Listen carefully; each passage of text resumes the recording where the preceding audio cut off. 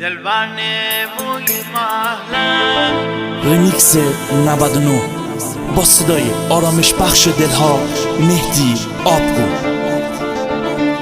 تکی بردی دنیا رو نخوامم، بیته بهار ما رو نخوامم.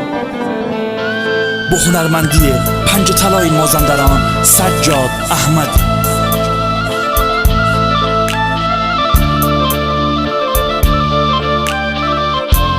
تنظیم صدا پوریا گلر.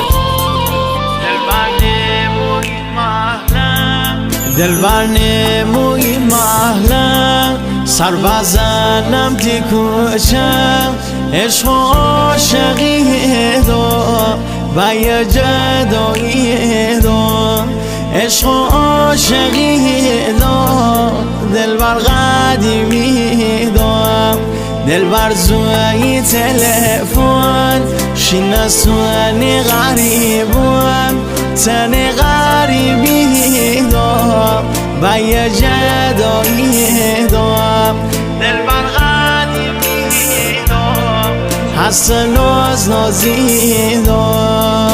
تیس جان و دلبر هرچی خلاف خونی و شیبه به من شید دلی دا.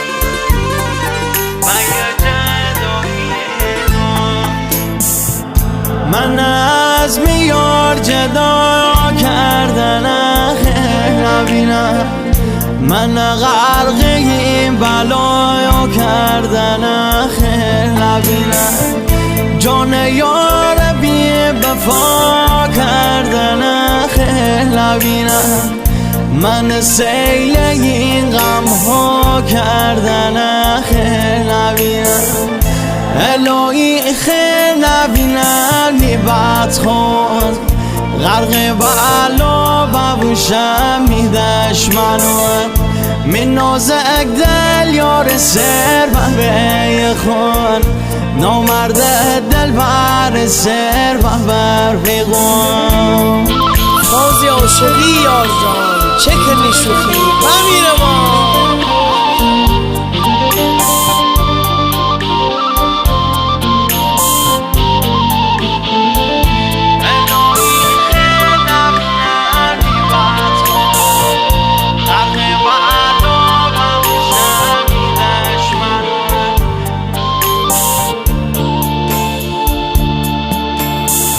اگه بای من زندونی دلبر تو بر من لکن، بای من حکم ابدی دلبر تو بر من لکن، بای من حکم ابدی دلبر تو بر من لکن، زو دلم آزادی دلبر تو بر من لکن، گمشوی نوخطی دلبر تو بر من لکن، گمشوی تنهایی دلبر تو بر من لکن.